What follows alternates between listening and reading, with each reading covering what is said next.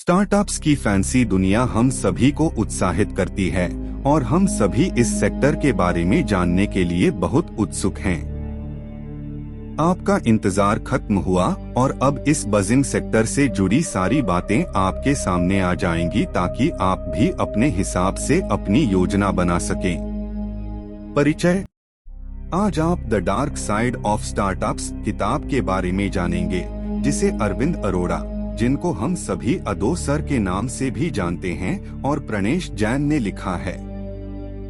असल जिंदगी के कहानियों और एक्सपर्ट इनसाइट के जरिए यह किताब स्टार्टअप संस्कृति के ग्लैमर के पीछे छिपे संघर्ष, विफलता और नैतिक और अनैतिक चीजों पर रोशनी डालती है।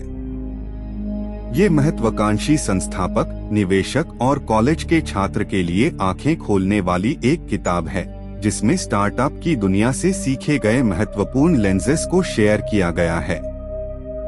अगर आप उन लोगों में से एक है जिसने कभी न कभी स्टार्टअप के बारे में सोचा है या शुरू कर चुके हैं, तो यह वीडियो आपके बहुत काम आने वाला है।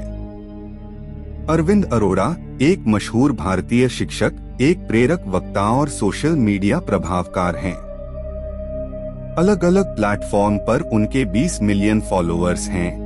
उन्हें आम तौर पर अदो सर के नाम से पहचाना जाता है। उन्हें शार्क टैंक इंडिया सीजन 2 में चित्रित भी किया गया था और उन्होंने अपने यूट्यूब चैनल अदो मोटिवेशन के जरिए बहुत लोकप्रियता हासिल की है, जिसके 15 मिलियन से ज्यादा सब्सक्राइबर्स हैं।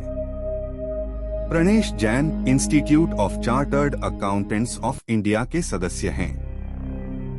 वह भारत में जाने माने वित्तीय डेटा विश्लेषक, स्टार्टअप फॉरेंसिक्स और उचित परिश्रम सलाहकार हैं।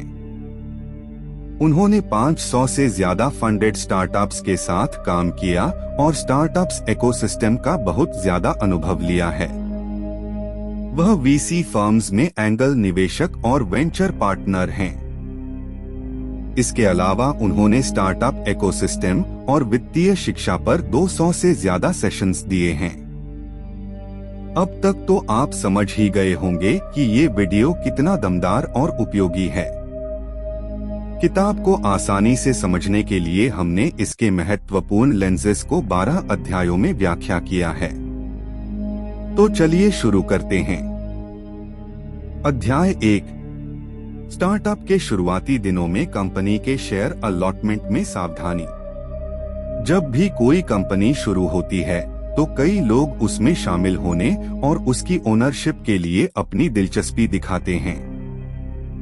एक स्टार्टअप संस्थापक शुरुआती दिनों में यह नहीं सोचता कि भविष्य में उसके व्यवसाय की कीमत कितनी बढ़ेगी या क्या हो सकती है।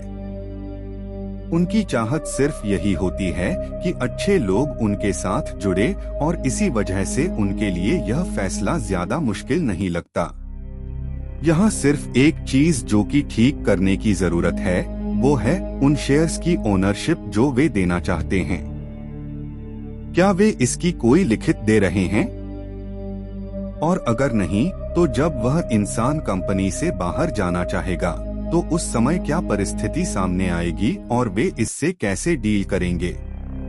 एक संस्थापक के लिए यह समझना जरूरी है कि स्टार्टअप के शुरुआती दिनों में स्वामित्व पूरी तरह से संस्थापक और सहसंस्थापक के पास ही रहना चाहिए। अगर आप किसी ऐसे इंसान को सहसंस्थापक बनाने के बारे में सोच रहे हैं जो आपका करीबी दोस्त या सहकर्मी है, तो उनके साथ लिखित में अग्रीमेंट करना भी जरूरी है। कुछ समय पहले लेखक को एक फंडेड स्टार्टअप में एक अजीब सी परिस्थिति का सामना करना पड़ा। एक संस्थापक ने इनफॉर्मल कमिटमेंट्स के आधार पर एक सहकर्मी को 2% इक्विटी शेयर दिए थे।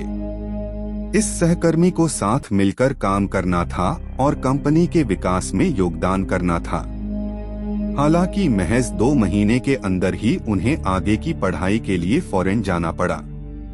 इस परिस्थिति में वर्बल कमिटमेंट्स के आधार पर 2% इक्विटी शेयर किसी ऐसे इंसान के पास चले गए जिसने कंपनी में कुछ भी योगदान नहीं दिया था। अब जब कंपनी की कीमत 7.5 करोड़ पहुंच गई, तो उस शख्स के शेयर्स की कीमत 15 लाख हो गई। यह हैरानी की बात है कि कैसे एक गलती की वजह से ऐसे परिणाम हो सकते हैं। हालांकि संस्थापकों और कंपनी के पास लीगल ऑप्शंस हैं, लेकिन यहाँ सवाल यह है कि क्या उनके पास ऐसे थका देने वाले प्रक्रिया के लिए जरूरी समय और पैसा है। इसलिए इसका ध्यान रखें। अध्याय 2, उचित समझ के बिना फंड रेज करना और गलत कीमत पर फंडिंग राउंड कंडक्ट करना। जब कोई स्टार्टअप फंड रेज करने का फैसला लेता है तो उन्हें अपने स्टार्टअप की वित्तीय परिस्थिति, बाजार की क्षमता, विकास और निवेशकों को इससे मिलने वाली कीमत की ठीक समझ होना जरूरी है। नए स्टार्टअप संस्थापकों के लिए इन मुद्दों के बारे में जागरूक होना बहुत जरूरी है। कई बार हम सोचते हैं कि कैसे स्टार्टअप संस्थापक अपनी कंपनी की मूल्यांकन के बारे में अपनी शर्तों पर फैसला लेते हैं। आप सोच रहे होंगे कि यह कैसे संभव है, लेकिन ये भारत है मेरे दोस्त, यहाँ सब कुछ संभव है। यह कैसे होता है, यह समझने के लिए आइए स्टार्टअप मूल्यांकन गणना के तरीकों का पता लगाते हैं। किसी भी स्टार्टअप कंपनी का मूल्यांकन उसके भविष्य के कैश फ्लो के आधार पर रजिस्टर्ड वैल्यूज या मर्चेंट के माध्यम से तय की जाती है। यहाँ एक स्टार्टअप संस्थापक कंपनी के अपेक्षित भविष्य को दिखाकर अनुदान इकट्ठा करते हैं और इससे छोटे स्टार्टअप के लिए अनुदान इकट्ठा आसान हो जाता है। हालांकि उन्हें शायद इस बात का एहसास नहीं है कि आज का समाधान कल उनके लिए एक संकट बन सकता है और वे भविष्य में होने वाले चुनौती से अनजान हैं। वर्तमान में आप देखेंगे कि प्री रेवेन्यू स्टेज यानी व्यवसाय स्टार्टअप के शुरुआती अवस्था में भी यंग एंटरप्रेन्योर 10 से 20 करोड़ तक के मूल्यांकन पर अनुदान इकट्ठा कर रहे हैं। अब आप पूछ सकते हैं कि अगर निवेशकों उन मूल्यांकन पर स्टार्टअप्स में पैसा लगा रहे हैं तो क्या गलत है? छोटे स्टार्टअप में ऐसे लोगों का पैसा निवेश किया जा रहा है जिनके पास ठीक निवेशक मानसिकता नहीं है। आमतौर पर कुछ उपदेशक या व्यक्तिगत कॉन्टैक्ट्स की सलाह के कारण ये लोग स्टार्टअप्स में निवेश कर रहे हैं और यह बुरी बात नहीं है। यहाँ हमारा बिंदु स्टार्टअप संस्थापकों की तरफ है कि गलत मूल्यांकन पर अनुदान इकट्ठा करने के बाद भविष्य में आपके लिए कहाँ दिक्कतें खड़ी हो सकती हैं। अब इस परिस्थिति को हमें एक उदाहरण के जरिए समझने की जरूरत है। आइए एक स्टार्टअप संस्थापक के बारे में सोचें जो एक कंपनी बनाता है और इसके सिर्फ 20 दिन बाद 10 करोड़ की मूल्यांकन पर 20 लाख अनुदान लेता है। यह अनुदान उन्हें अपना उत्पाद विकसित करने में मदद करने के लिए है। लगभग 2 महीने के बाद उत्पाद तैयार होता है और कुल विकास लागत 15 लाख है। उन्होंने उत्पाद बेचना शुरू कर दिया। वे मार्केटिंग और नई टीम बनाने पर काफी पैसे खर्च करते हैं। अब अगर सेल्स अच्छी है और सब कुछ ठीक चल रहा है तो वह कुछ समय में अनुमानित मूल्यांकन हासिल कर सकते हैं। लेकिन अगर सेल्स अच्छी नहीं हुई तो संस्थापक के लिए इतनी ज्यादा मूल्यांकन पर अनुदान इकट्ठा करना मुश्किल होगा। इस संदर्भ में या तो उसे मूल्यांकन कम करना होगा या अपनी व्यक्तिगत बचत को व्यवसाय में लगाना होगा। बाद वाला विकल्प एक जोखिम भरा निर्णय हो सकता है क्योंकि यह सभी व्यक्तिगत बचत को खत्म कर सकता है और हो सकता है फिर भी मनचाहे परिणाम न मिले। अंत में भले ही वे किसी बैंक से अनसिक्योर्ड लोन लेने के बारे में सोचें, लेकिन इस स्थिति का ठीक से समाधान नहीं हो सकता। यह स्थिति हमें सिखाती है कि दिखावे में न फंसे और अपने स्टार्टअप के लिए सही मूल्यांकन पर निवेशकों से फंडरेज करना जरूरी है। जरूरत पड़ने पर थोड़ी ज्यादा हिस्सेदारी छोड़ने की भी जरूरत हो सकती है, लेकिन गलत मूल्यांकन के साथ शुरुआत करने से आपको भविष्य में परेशानी हो सकती है। संस्थापकों को अक्सर इसका एहसास तब होता है जब वे ऊंचे मूल्यांकन पर फंड रेज करते हैं और फिर अनुदान खर्च कर देते हैं, लेकिन वास्तविकता को बहुत बाद में समझ पाते हैं। संस्थापकों के लिए यह समझना जरूरी है कि ऊंचे मूल्यांकन पर फंडरेज की अल्पकालिक संतुष्टि दीर्घकालिक चुनौतियां का कारण बन सकती है। अध्याय 3, एक लाभकारी व्यवसाय को छोड़कर स्टार्टअप शुरू करना। हमारे देश में ऐसे कई युवा लोग हैं जो अमीर परिवार से आते हैं और उनकी परिवार बहुत लाभदायक व्यवसाय में लगी हुई हैं। आजकल ऐसा लगता है कि देश का हर दूसरा इंसान स्टार्टअप शुरू करना चाहता है। जब वे कॉलेज जाते हैं तो उन्हें स्टार्टअप से जुड़ी बातों के बारे में भी सिखाया और प्रेरित किया जाता है।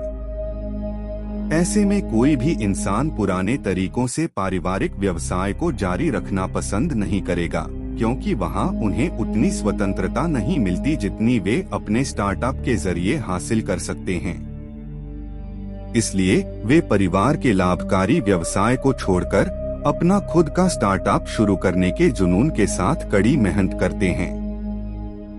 हालांकि इसमें कुछ भी गलत नहीं है। लेखक बताते हैं, उन्होंने कई सफल स्टार्टअप देखे हैं जहां युवा लोगों ने स्टार्टअप की दुनिया में अपने परिवार के लाभकारी व्यवसाय की एक नई पहचान बनाई है। यह जरूरी है कि अगर आप कोई स्टार्टअप शुरू कर रहे हैं तो पहले उसे स्टेबल बनाने पर ध्यान दें और फिर उसे प्रॉफिटेबल बनाएं। किसी स्टार्टअप को बड़ा करने की होड़ में स्थिरता और लाभकारिता दोनों कारकों को न भूलें। कोई स्टार्टअप सिर्फ यूनिकॉर्न बन जाने से सफल नहीं हो जाता। यह असल में तब सफल होता है जब यह अपने आप में स्थिर और लाभकारी बन जाता है। जहां से आपका स्टार्टअप अपने आप से बड़ा हो सकता है, उस दिन से समझ लें कि आपके सभी फैसले सही होंगे, चाहे उनमें निवेशक अनुदान शामिल हो या बैंक लोन। अध्याय 4, काम करने के बजाय स्टार्टअप शुरू करने का फैसला लेना। जब भी हम काम शब्द सुनते हैं तो हम समाज के एक बड़े खंड की कल्पना करते हैं जो सिर्फ इन काम से अपने पूरे परिवार को पालते हैं। आज भी ऐसे कई युवा लोग हैं जो किसी कंपनी में काम तो कर रहे हैं, लेकिन स्टार्टअप शुरू करने के मौके भी लगातार ढूंढते रहते हैं। कुछ को मौका मिलता है और वे स्टार्टअप के लिए अपना काम छोड़ देते हैं। कुछ काम करते हुए भी अपना स्टार्टअप शुरू करते हैं, जब तक कि उन्हें भरोसा नहीं हो जाता कि उनका स्टार्टअप अच्छा चल रहा है। देश में लगभग ऐसे कई स्टार्टअप हैं जिनके संस्थापकों ने पहले काम की और फिर अपना स्टार्टअप शुरू किया। हालांकि ज्यादातर स्टार्टअप जो बंद हो गए हैं, उनके संस्थापकों को काम पर लौटना पड़ा। ऐसे संस्थापक भी हैं जिन्होंने नए स्टार्टअप फिर से शुरू किए हैं और वे अभी भी स्टार्टअप की दुनिया में खुद को और अपने स्टार्टअप को बेहतर बनाने के लिए प्रयास कर रहे हैं। हमारी राय में दोनों विकल्प बुरे नहीं हैं। इसके लिए आपको यह देखने की जरूरत होगी कि क्या आपका वर्तमान काम आपको जीवित रहने की अनुमति दे रहा है। यह फैसला खुद से लें और उसके अनुसार काम करें। अगर आप जानते हैं कि आपका उत्तरजीविता खतरे में है और फिर भी आप अपने स्टार्टअप की सफलता की उम्मीद में लगे रहते हैं, तो मेरी राय में आप खुद को और अपने परिवार को मुश्किल में डाल रहे हैं। इसलिए नए स्टार्टअप को शुरू करने से पहले आपकी आय और बचत अस्तित्व से ज्यादा या कम से कम उतनी होनी चाहिए। अध्याय 5, निवेशकों को संस्थापकों में बदलना। यह एक चक्रव्यूह की तरह है जिसमें कई स्टार्टअप संस्थापक अक्सर फंस जाते हैं। आपने नेशनल टीवी एक प्रसिद्ध चैनल में भी इस तरह के एपिसोड देखे होंगे, जहां स्टार्टअप संस्थापकों ने निवेशकों को अपनी कंपनी में एक बड़ी हिस्सेदारी दी है, जिससे उन्होंने निवेशक को संस्थापक बना दिया, यानी कंपनी के अंदर सभी फैसले लेने का अधिकार दिया। आइए इसे करीब से समझते हैं। स्टार्टअप किसी भी संस्थापक के लिए एक उपलब्धि है। सीधे शब्दों में कहें तो स्टार्टअप एक संस्थापक के संघर्ष की कहानी है जो उन्हें कर्मचारी नहीं बल्कि मालिक बनाती है। किसी भी स्टार्टअप में निवेशकों के अधिकार काफी सीमित हैं। हालांकि निवेशकों को स्टार्टअप्स में स्वामित्व अधिकार मिलते हैं, लेकिन कंपनी के बिजनेस ऑपरेशंस में उनकी कोई प्रत्यक्ष भागीदारी नहीं होती है। इसका मतलब यह है कि स्टार्टअप में संस्थापकों के पास व्यवसाय चलाने और बिना किसी रोक टोक के फैसला लेने की पूरी स्वतंत्रता होती है। अगर आप अपने निवेशक को संस्थापक में बदल देते हैं, तो यह कहीं न कहीं फैसला लेने की आपकी आजादी को सीमित कर सकता है।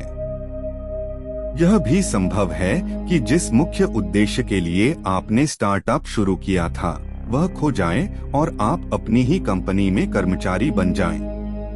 कुछ साल पहले मुंबई आईआईटी के 2 संस्थापकों ने एक innovative health care device company शुरू की थी। उन्होंने तकनीकी और स्वास्थ्य वस्तुएं के संयोजन से एक अद्भुत उत्पाद बनाने के लिए बहुत मेहनत से काम किया। उन्होंने इस टूल को विकास करने के लिए केवल कुछ ही एंगल निवेशकों से फंडरेज किया था। उत्पाद तैयार होने के बाद कंपनी को उत्पाद के उत्पादन और वितरण के लिए पैसों की जरूरत थी। इस जरूरत को पूरा करने के लिए उन्होंने अपना अगला फंडिंग राउंड एक ऐसे निवेशक के साथ बंद किया जिसे कंपनी में इक्विटी दी गई और वह सहसंस्थापक बन गया। निवेशक वित्तीय बहुत अच्छी स्थिति में था। उसने उत्पाद को समझने में 6 महीने बिताए और इसकी मार्केट क्षमता को समझा। बाद में निवेशक अपनी टीम के लोगों को कंपनी में लाया, जिन्होंने उत्पाद के उत्पादन में संस्थापक की मदद की और इस तरह संस्थापक के साथ रहकर अंदर की चीजों को समझा। 1 साल के अंदर ही निवेशक ने उत्पादन, वितरण और बाजार पर मजबूत पकड़ बना ली।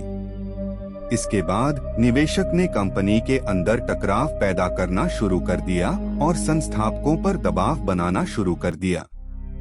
धीरे धीरे निवेशक ने कंपनी का पूरा नियंत्रण अपने हाथ में ले लिया और संस्थापकों पर इस हद तक दबाव डाला कि उनके पास अपने उत्तरजीविता के लिए कंपनी से इस्तीफा देने के अलावा कोई विकल्प नहीं था। अध्याय 6। स्टार्टअप में गलत निवेशक से अनुदान लेना। स्टार्टअप में निवेशक एक एंगल की तरह होता है जो स्टार्टअप का पालन पोषण नर्चर करता है और उसे ऊंचाइयों तक ले जाता है। हालांकि उस एंगल निवेशक की तलाश करना भी किसी बड़े चुनौती से कम नहीं है। जब आप किसी स्टार्टअप में हो तो यह समझना जरूरी है कि निवेश करना एक जोखिम भरा काम है। संभव है कि निवेश की गई रकम खराब हो जाए या हो सकता है कि वे 100 गुना लाभ कमा लें। हर स्टार्टअप संस्थापक इस तथ्य से जागरूक है कि हर स्टार्टअप हिट नहीं होगा। अगर आप किसी निवेशक को अपनी कंपनी में पैसा लगाने के लिए मना रहे हैं, तो आपके लिए उनकी मानसिकता को समझना जरूरी है। क्या उन्होंने पहले भी निवेश किया है? क्योंकि अगर उन्हें निवेश के जोखिम के बारे में पता है, तो आपको चिंता करने की जरूरत नहीं है। लेकिन अगर उन्हें निवेश करने की अच्छी समझ नहीं है, तो इससे आपको थोड़ी परेशानी हो सकती है। अगर आपका स्टार्टअप उनकी अपेक्षाएं के अनुसार लाभकारी परिणाम उत्पन्न करने में काबिल नहीं होगा, तो कुछ समस्या पैदा हो सकती है। बहुत सारे स्टार्टअप और संस्थापक ऐसी ही परिस्थिति से गुजरे हैं, जहां उन्होंने उन निवेशकों से निवेश ले ली जिनका निवेश मानसिकता नहीं था। यही वजह थी कि बाद में उन्हें परेशानी का सामना करना पड़ा। कई बार ये निवेशक सिर्फ अपना पैसा वापस पाने के खातिर संस्थापकों को काम नहीं करने देते। बहुत से निवेशक संस्थापक के साथ दुर्व्यवहार करते हैं, जिससे उनकी कार्यक्षमता में समस्या आती है और अंत में स्टार्टअप को बुरी तरह नुकसान उठाना पड़ता है। अध्याय 7। किसी स्टार्टअप में चल रहे नुकसान के बावजूद निवेश जारी रखना। देश के लगभग 80% यूनिकॉर्न स्टार्टअप अभी भी लाभ में नहीं हैं।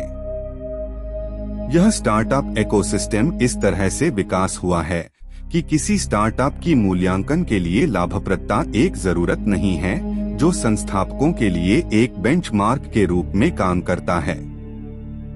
किसी कंपनी की मूल्यांकन अलग अलग कारक पर निर्भर करती है। यहाँ तक कि जो स्टार्टअप शुरुआत से ही नुकसान में चल रहे हैं, उन्हें भी उम्मीद है कि एक दिन वे अपने स्टार्टअप को यूनिकॉर्न में बदल सकते हैं।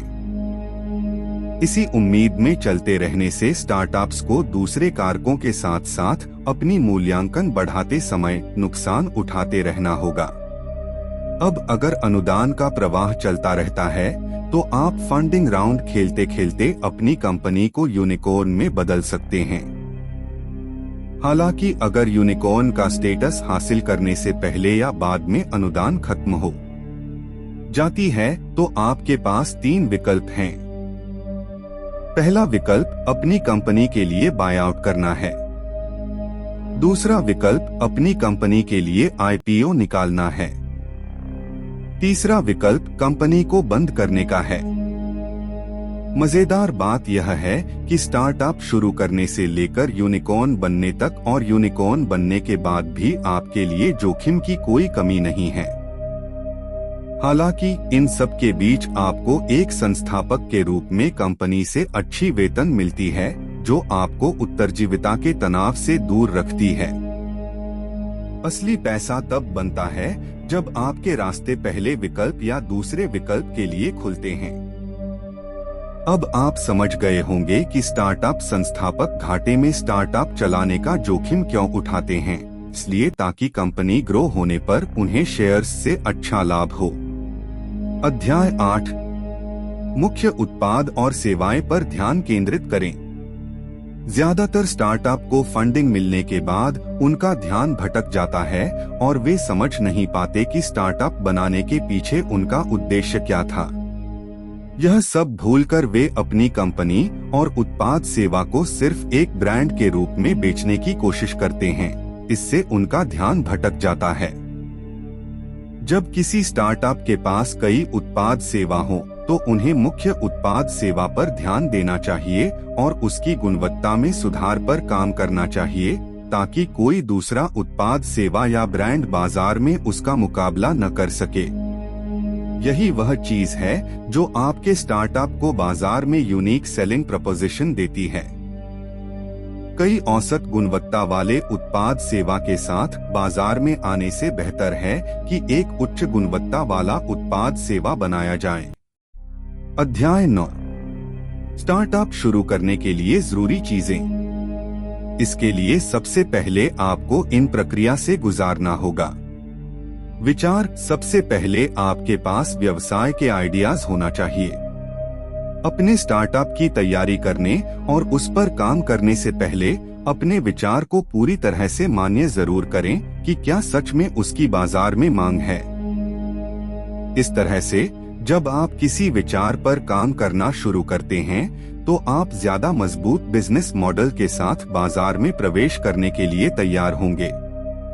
योजना एवं क्रियान्वयन। इस स्तर पर आपको जरूरी कार्यों को करने की जिम्मेदारी सौंपनी होगी और इसी के साथ बाजार की मांग का ध्यान रखना होगा। अगर आपका उत्पाद विकास सही ढंग से नहीं किया गया है तो आप अपने आप को जल्द ही स्टार्टअप की दौड़ से बाहर पाएंगे। आपको इसके बारे में उत्पाद का परीक्षण करना और बाजार की प्रतिक्रिया से पता चल जाएगा। राजस्व उत्पत्ति। इस स्तर पर कंपनी की सेल्स स्ट्रैटेजी को बनाएं। ध्यान दें जितना ज्यादा हो सके उतने विभिन्न आय स्रोत बनाएं। फंडिंग का दौर। स्टार्टअप के अलग अलग चरण में अलग अलग स्तर पर अनुदान ली जाती है। उदाहरण के लिए किसी कंपनी के शुरुआती दिनों में एंगल निवेशक अनुदान देते हैं। राजस्व चरण में कंपनी को सुपर एंगल या कुछ पारिवारिक कार्यालय वित्त पोषण मिल जाती है। जैसे ही कंपनी सफलतापूर्वक अपनी व्यापारिक यात्रा शुरू करती है और अच्छे आय के साथ आगे बढ़ती है, वेंचर कैपिटलिस्ट्स कंपनीज के उत्पाद बाजार के अनुसार और बिजनेस मॉडल को ध्यान में रखते हुए अनुदान देने में दिलचस्पी दिखाती हैं। यूनिकॉर्न बनने की दिशा में यात्रा यहीं से शुरू होती है। Exit strategy. एक स्टार्टअप संस्थापक तब सफल नहीं होते जब उसे अनुदान मिल जाती है, बल्कि एक स्टार्टअप संस्थापक तब सफल होते हैं जब वह सही समय पर स्टार्टअप से बाहर निकलते हैं और उससे पैसा कमाते हैं। स्टार्टअप संस्थापक के लिए अपनी एग्जिट स्ट्रैटेजी की प्लानिंग करना जरूरी है। एक ठीक से बनाई हुई एग्जिट स्ट्रैटेजी से न सिर्फ संस्थापक को फायदा होता है बल्कि निवेशकों को भी अच्छा परिणाम मिलता है। आमतौर पर स्टार्टअप में संस्थापक या निवेशकों के पास बाहर निकलने के लिए यह विकल्प होते हैं। एक्विजिशन, स्टार्टअप को ऐसी बड़ी कंपनी को बेचना जो स्टार्टअप की तकनीक, उत्पाद और ग्राहक के आधार में अच्छा लाभ देखती हो। आईपीओ, स्टॉक एक्सचेंज पर अपने शेयर्स को लिस्ट करके स्टार्टअप को पब्लिक करना। इससे निवेशकों को पब्लिक मार्केट में अपने शेयर बेचने की अनुमति मिलती है। मर्जर, ज्यादा असरदार ढंग से तालमेल बनाने या पैमाना करने के लिए स्टार्टअप को किसी दूसरी कंपनी के साथ मर्ज करना। मैनेजमेंट बायआउट, स्टार्टअप को अपनी प्रबंधन टीम को बेचना जिससे संस्थापक और कुछ कर्मचारी को नियंत्रण लेने की अनुमति मिलती है। लिक्विडेशन, व्यवसाय को बंद करना और उसके संपत्ति को बेचना। प्राइवेट इक्विटी बायआउट, स्टार्टअप को एक ऐसी प्राइवेट इक्विटी फर्म को बेचना जो इसकी मूल्यांकन बढ़ाना चाहती है और फिर इसे ज्यादा कीमत पर बेचना चाहती है। अध्याय 10, भारत में एक कंपनी को पंजीकृत कैसे करें। भारत में एक कंपनी को रजिस्टर करने के लिए आपको कई स्टेजेस का अनुसरण करना होगा और अलग अलग औपचारिकताओं पूरी करनी होंगी। यहाँ इस प्रक्रिया का एक आसान सा अवलोकन दिया गया है। यह तय करें कि आप किस तरह की कंपनी को पंजीकरण करना चाहते हैं। सामान्य विकल्प में private limited company, public limited company, limited liability partnership आदि शामिल हैं। डिजिटल हस्ताक्षर प्रमाण पत्र लें। निदेशक पहचान संख्या लें। नाम आरक्षण, अपनी कंपनी के लिए एक अद्वितीय नाम चुनें और एमसीए पोर्टल पर स्पाइस पार्ट ए सेवा के माध्यम से नाम आरक्षण के लिए आवेदन करें। दस्तावेज का अनुबंध तैयार करें। मेमोरेंडम ऑफ एसोसिएशन मोआ और आर्टिकल्स ऑफ एसोसिएशन एओए सहित आवश्यक दस्तावेज तैयार करें। ये दस्तावेज कंपनी के उद्देश्यों, नियमों और विनियमों की व्याख्या करते हैं। निगमन दस्तावेज भरें। एक बार नाम स्वीकृत हो जाने के बाद एमसीए पोर्टल पर स्पाइस इलेक्ट्रॉनिक रूप से कंपनी को शामिल करने के लिए सरलीकृत प्रोफार्मा फॉर्म से मोआ, एओए और अन्य आवश्यक फॉर्म सहित निगमन दस्तावेज भरें और पैसा जमा करें। कंपनी की अधिकृत पूंजी और अन्य कारकों के आधार पर आवश्यक स्टैंप शुल्क और अन्य निगमन शुल्क जमा करें। निगमन का प्रमाण पत्र, एक बार जब एमसीए आपके आवेदन और दस्तावेजों को संसाधित कर लेता है तो आपको निगमन का प्रमाण पत्र मिल जाएगा। यह आपकी कंपनी के आधिकारिक पंजीकरण का प्रमाण है। पैन कार्ड लागू करें। एक बैंक खाता खोलें। अनुपालन, कंप्लायंस और पंजीकरण के बाद विभिन्न कानूनी और नियामक आवश्यकताओं जैसे माल और सेवा कर जीएसटी पंजीकरण यदि लागू हो और किसी भी अन्य आवश्यक लाइसेंस या परमिट का अनुपालन सुनिश्चित करें। अध्याय 11, कंपनी के इनकॉर्पोरेशन के लिए जरूरी दस्तावेज। निदेशक पहचान संख्या, दिन।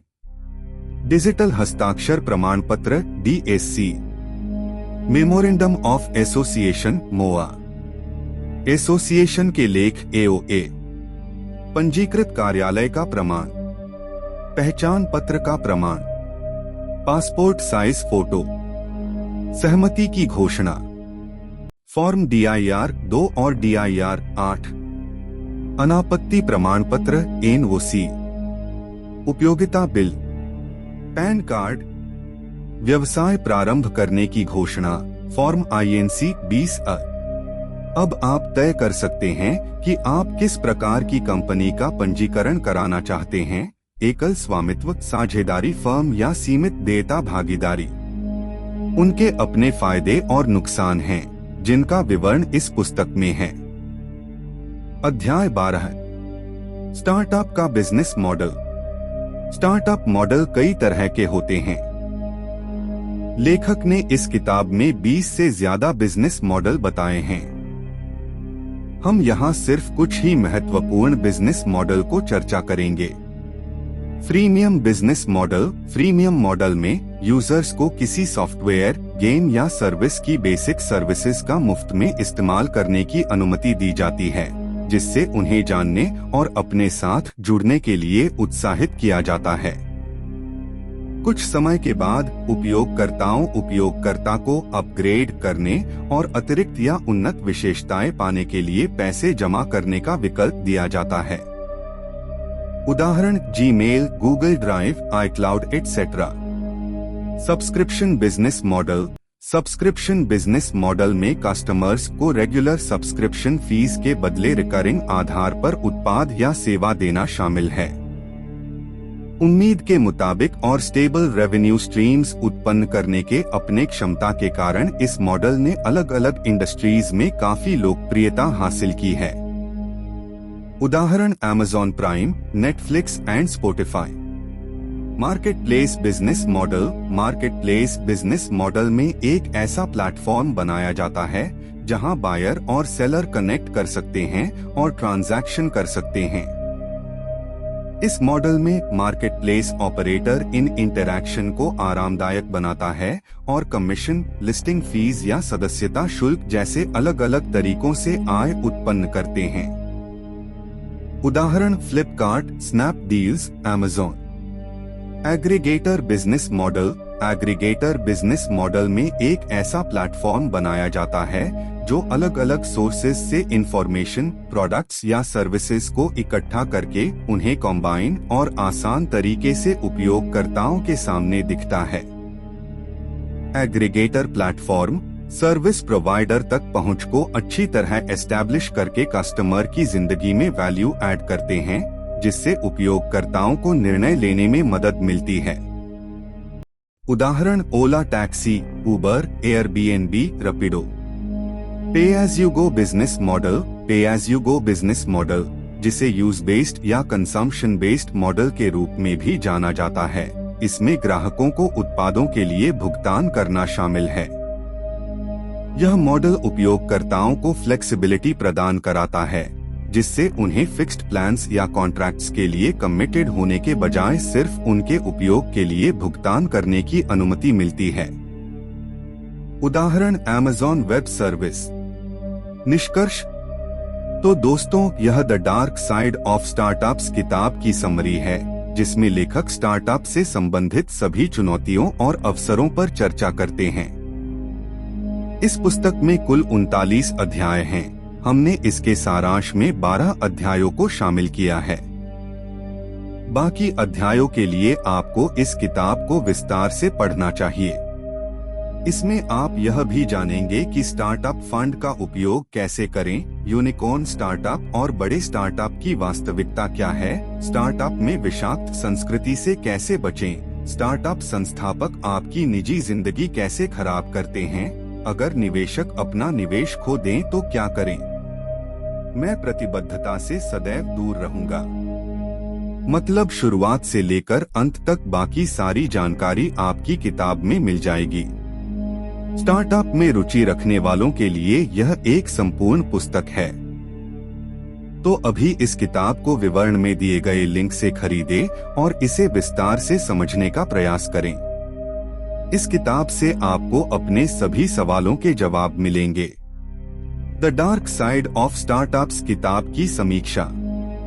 अरविंद अरोड़ा और प्रणेश जैन आपको इस ग्लैमरस स्टार्टअप सेक्टर की इनसाइट्स और इंटरनल बात बताते हैं।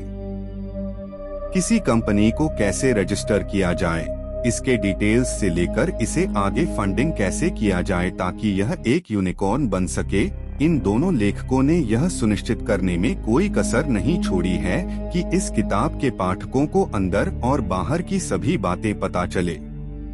यह किताब अपने पाठकों के लिए स्टार्टअप जगत के अधिकांश छिपे रहस्यों को उजागर करती है और मिनट डिटेल्स को समझने में बहुत प्रभावी है।